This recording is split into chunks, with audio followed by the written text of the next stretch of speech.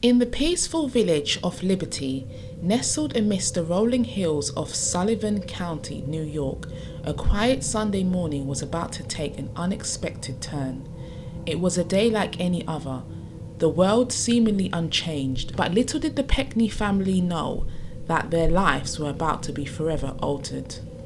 In the heart of this tight-knit community, Christopher Ppekney, a 28-year-old father-to-be, and his younger brother, Michael Ppekney, 27, had embarked on a creative endeavour that was meant to bring joy and excitement to their lives.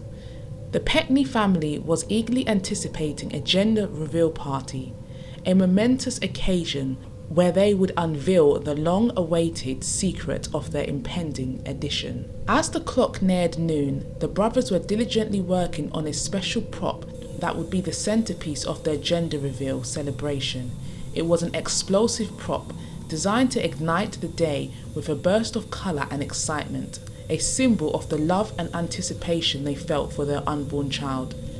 The prop was meant to be a prototype, a practice run to ensure everything would go smoothly when the actual gender reveal took place. Unbeknownst to them, this innocent endeavour would soon lead to an unforgettable tragedy.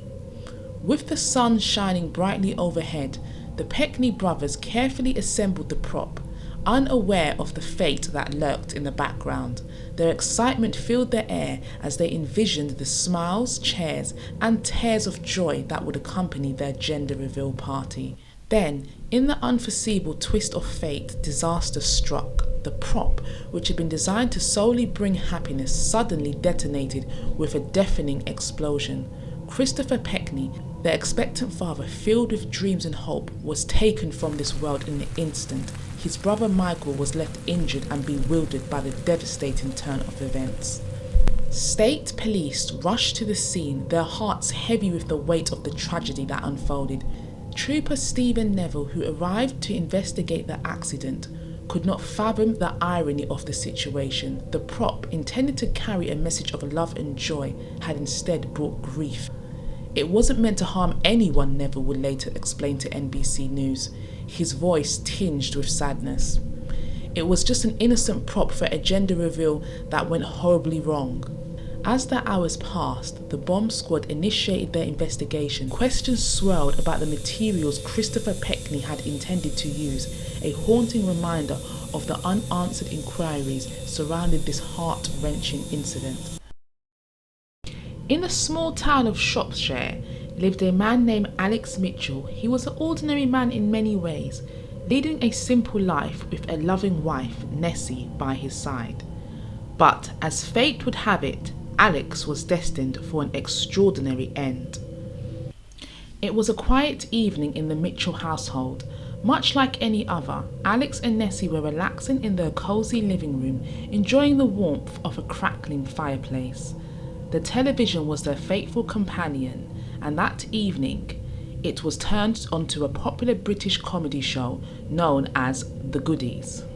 As the episodes unfolded, the room echoed with laughter. The trio of comedians on screen, Tim Brooke-Taylor, Graham Garden and Bill Oddie, had a way of tickling the funny bone, and Alex was particularly susceptible to their humour. He laughed heartedly, tears streaming down his face, his infectious laughter filling the room.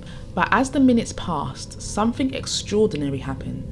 Alex's laughter, once a source of joy, began to take a darker turn. He couldn't stop.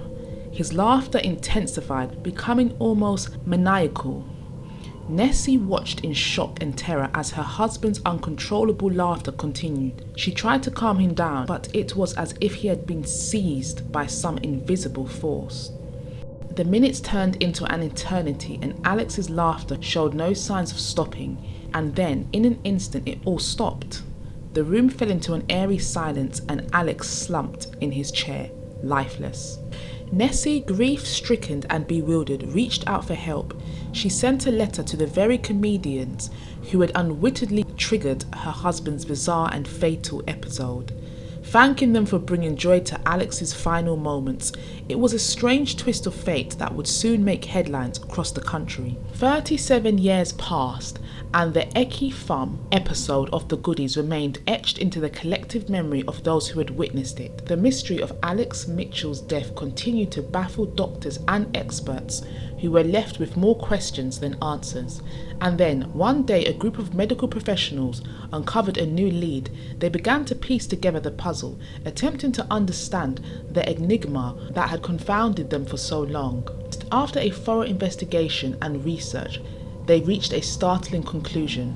It turned out that Alex Mitchell's death was not a mere coincidence. The constant and prolonged laughter had triggered a fatal chain of events. In those final moments, his heart had laboured beyond its limits. The laughter-induced stress of a cardiovascular system had led to a sudden and catastrophic heart failure. The revelation of this discovery added yet another layer to the legacy of Alex Mitchell and his fateful encounter with the Goodies. In the beautiful island of Hawaii, a fisherman named Randy Lanes embarked on a fateful journey. Randy, a 47-year-old boat captain from Kona, was intimately familiar with the flow of the sea, a master of its depths.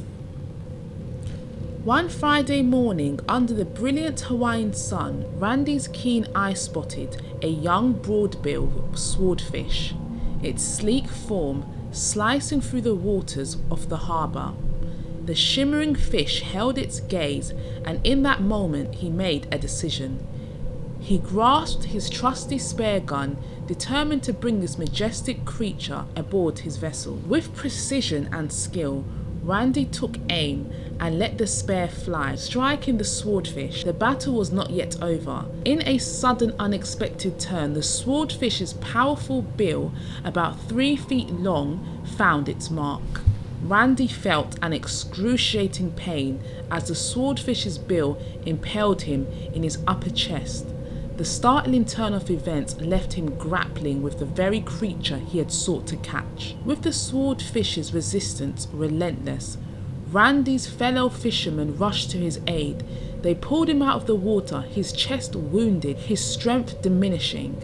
CPR was administered, a desperate attempt to bring him back from the brink, but it was in vain.